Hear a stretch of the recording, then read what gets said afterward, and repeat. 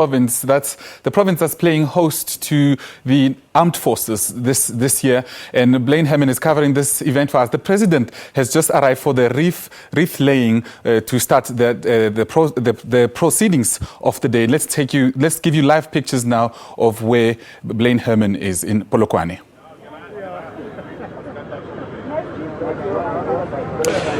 Good morning to you, Matuba. Yes, indeed, a point in time here, this part of it, where the president is laying that wreath there in honor of the fallen heroes. They are called, they perished in 1917. Let me just tell you about that story very briefly. It was in frigid waters of the English Channel. We're talking about over 100 years ago. Now, the SS Mendi was on a voyage. They just completed a 34-day voyage from South Africa to England, and they were on their way to France in order to help out in the First World War when tragedy struck.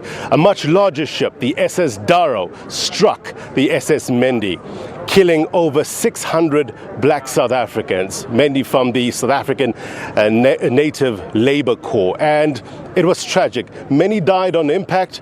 Others, well, in those frigid waters of the English Channel. It is indeed regarded as one of South Africa's worst maritime tragedies of the First World War, and indeed those memories will be etched in the minds of many that have gathered here today. I was speaking to Captain Khumalo earlier on from the South African Navy, and he says how much this means, not only for Navy men and women like himself, but the whole of the military who are thinking about those men who perished there on their way to serve their country. There's very less that is known about South Africa's involvement in terms of the First World War.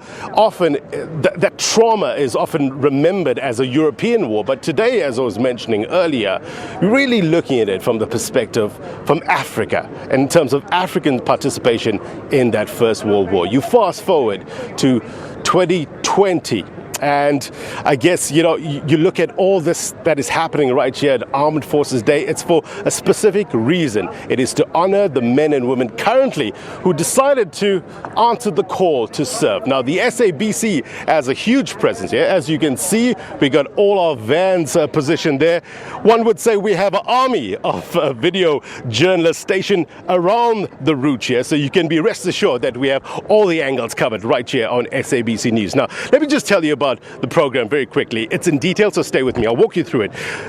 If we look at just in a short while, around 10 o'clock or so, you're going to have the National Ceremonial Guard. That will be right here, right in front of me. This is the podium where the president is going to be. They're going to be marching here. They'll wait for the president. Then they will salute the president. The national anthem will then be played. Then you're going to have a gun salute, and you can have something called a fly-pass formation salute, where you're going to see 3 helicopters coming from the south coming in, carrying South African flags. That's called the salute fly-pass formation. Thereafter, the president will deliver the keynote address, and he's likely, I guess, to thank the men and women of the South African National Defence Force for their service, and show their appreciation for answering the call to serve. Following that, we're going to have something very interesting. And we've heard these Gripens and Hawks and, Roy Falk flying past. As you can see, that actually gets my engine running a bit, all these aircraft. So that's going to happen,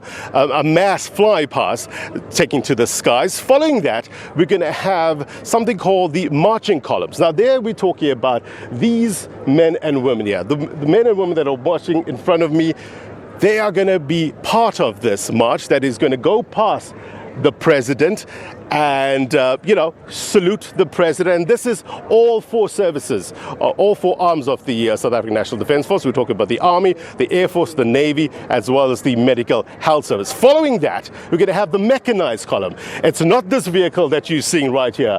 We're talking about the hard-skin vehicles, the combat vehicles. So they will be passing the president as well. So lots to talk about. We're gonna be engaging with the various role players here, getting you some detailed explanation as to what you can expect right here, Armed Forces Day 2020. For now, it's back to studio. Thank you so much. Okay. No.